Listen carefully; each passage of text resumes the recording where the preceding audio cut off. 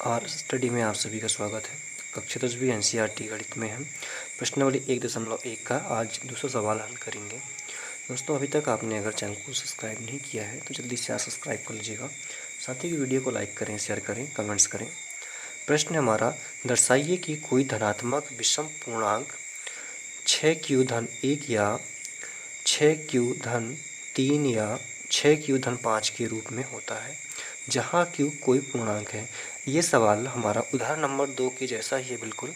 आप उदाहरण की वीडियोस देखें तो ये सवाल आपको बहुत अच्छी तरीके से समझ में आएगा। तो हमने पढ़ा था एल्गोरिथम, मतलब यूक्लिड विभाजन एल्गोरिथम। तो उसमें हमने देखा था कि इस तरह का एक फार्मूला बनता है या एक समीकरण बनता है जिसमें ए यहाँ पे क्या होता है, कोई पूर्णांक होता है जो कि भाज्य होता है। बी जो होता है वो भाजक के रूप में काम करता है। क्यू यहाँ पे भागफल होता है और आर यहाँ पे शेषफल होता है। अब यहाँ पे जो बी का मान है वो सवाल के अनुसार परिवर्तित होता रहता है। जैसे कि यहाँ पे जो 6 है वो क्या है, यहाँ पे बी है। तो 6 जो है वो बी के बराबर हम ले लेते हैं या बी 6 के बराबर हम ले लेते हैं। तो बी की जगह पे यहाँ पे क्या जाएगा, 6 आ जाएगा। तो इस तरह से हमारा ये फार्मूला चेंज होकर क्या हो जाएगा, ए बराबर 6q धन आर। इस तरह से ये समीकरण या फार्मूला बन जाता है। ठीक है, उसी का हम यहाँ पे उपयोग करेंगे। लेकिन उससे पहले यहाँ पे हम देखें अगर, तो प्रश्न कहता है कि दर्शाइए कि कोई भी धनात्मक विषम पूर्णांक, क्या बात की जा रही है यहाँ पे, विषम की बात की जा रही है। विषम का मतलब क्या होता है, जिसमें 2 का भाग नहीं जाता है। तो कोई भी पूर्णांक 6q या 6q-1 या 6q-3 या 6q-5 के रूप में होता है जहाँ q कोई पूर्णांक है। ठीक है, तो सबसे पहले इसको हम लिख लेते हैं कि हमें क्या दर्शाना है। दर्शाना है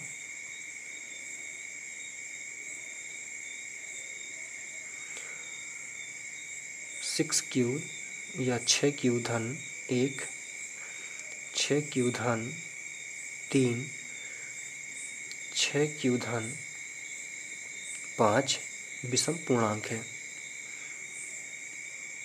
विषम पूर्णांक है, ये हमको दर्शाना है।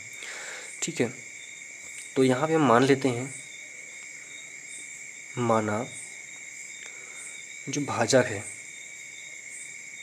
माना भाजक कौन सा, ये वाला बी जो हमने लिया था इस फार्मूले में, जो बी था ये भाजक था। तो मान लेते हैं कि जो भाजक है किसके बराबर में है, 6 के बराबर में है। भाजक यहाँ पे क्या हो जाएगा, 6 हो जाएगा। ठीक है, भाजक हमने 6 ले लिया। अब यहाँ पे भागफल क्या हो जाएगा, जैसा हमने अभी समझा था, तो भागफल यहाँ पे क्या हो जाएगा, क्यू हो जाएगा। ठीक है, क्यू यहाँ पे लिख लिया। उसके बाद में जो धनात्मक पूर्णांक है यहाँ बीच में वो ए हो जाएगा। ठीक है, यहाँ पे धनात्मक विषम पूर्णांक की बात की गई है ना, तो यहाँ पे धनात्मक विषम पूर्णांक, इसको हम ए मान लेते हैं। ठीक है, जो धनात्मक विषम पूर्णांक है वो क्या हो जाएगा, ए हो जाएगा। और शेषफल क्या हो जाएगा, यहाँ पे शेषफल हो जाएगा आर। तो हमारा समीकरण बनता है, ये समीकरण अब बन जाता है हमारा क्या, ये वाला, ए बराबर 6q-r। ठीक है, लेकिन यहाँ पे जैसा हमने पहले डिस्कस किया था कि जो r का मान है वो हमेशा भाजक से छोटा होता है। तो r के मान क्या क्या हो सकते हैं, यहाँ पे r का मान 0 हो सकता है, 1 हो सकता है, 2 हो सकता है, 3, 4 और 5 हो सकते हैं। ये कितने r के मान हो सकते हैं। ठीक है, तो हम इस समीकरण में इन सभी मानों को रखकर देखते हैं। तो यहाँ पे इसको हम समीकरण नंबर 1 कर लेते हैं। तो जो r के मान हो जाएंगे वो कितने हो जाएंगे, 0, 1, 2, 3, 4, 5। ठीक है, ये इसके मान हमको मिल चुके हैं।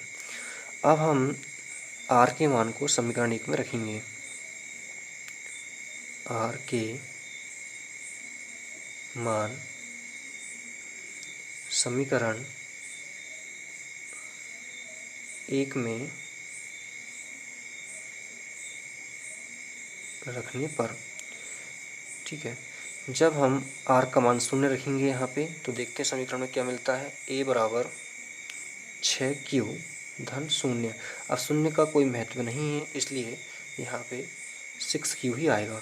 ठीक है, तो ये 6q हो गया। जब हम r का मान 1 रखते हैं तो ये मिल जाएगा। जब हम r का मान 2 रखेंगे तो ये मिलेगा। जब हम r का मान 3 रखेंगे तो ये मिल जाएगा। अब a का मान 4 रखने पर r का मान 4 रखने पर 6q धन 4 मिल जाएगा।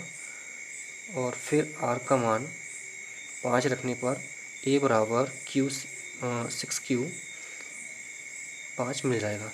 और प्रश्न क्या कहता है हमारा, पहले प्रश्न एक बार और देख लेते हैं कि दर्शाना है हमें कि 6q धन 6q धन 6q धन 3 6q धन 5 विषम पूर्णांक है। तो विषम पूर्णांक है कि नहीं पहले देख लेते हैं। तो सम के लिए क्या होता है कि 2 का भाग चला जाता है, विषम के लिए 2 का भाग नहीं जाता है। तो हम इसमें देखते हैं सबसे पहले कि जो हमें पहला मिला था 0 रखने पर a बराबर 6q। q तो कोई पूर्णांक है, तो देख लेते हैं कि 2 का भाग जाता है कि 2 एकम 2 2 तिया 6। इसका मतलब क्या हुआ 6, यहाँ पे 6q क्या है, सम है। और दूसरा 6q धन 1 बराबर बटे 2। तो जैसे कि हम अगर 1 को इसमें जोड़ेंगे भी तो 7 हो जाएगा, 7 बटे 2, ये नहीं कटेगा, तो ये विषम पूर्णांक है। ठीक है, उसी प्रकार यहाँ पे 2 का भाग चला जाएगा, क्योंकि हम 6 में अगर 2 जोड़ेंगे तो 8 हो जाएगा, 8 में 2 का भाग चला जाएगा। 8 और 3 9 होता है, 9 में 2 का भाग नहीं जाता, इसलिए ये भी क्या हो जाएगा, विषम पूर्णांक। उसी प्रकार ये सम हो जाएगा, 6 4 10, 10 में 2 का भाग चला जाता है। 5 6 11, 11 में 2 का भाग नहीं जाता, इसलिए विषम, ये जाएगा विषम। तो इस प्रकार हमें 6q धन 1, 6q धन 3, 6q धन 5 विषम पूर्णांक के रूप में प्राप्त होते हैं, और ये हमको दर्शाना था। ठीक है, तो इसमें हम अंत में लिख सकते हैं इति सिद्धम। इस तरह से हमारा ये सवाल कंप्लीट होता है। अगर स्क्रीनशॉट आप लेना चाहते हैं तो यहाँ से ले सकते हैं, इस तरह से।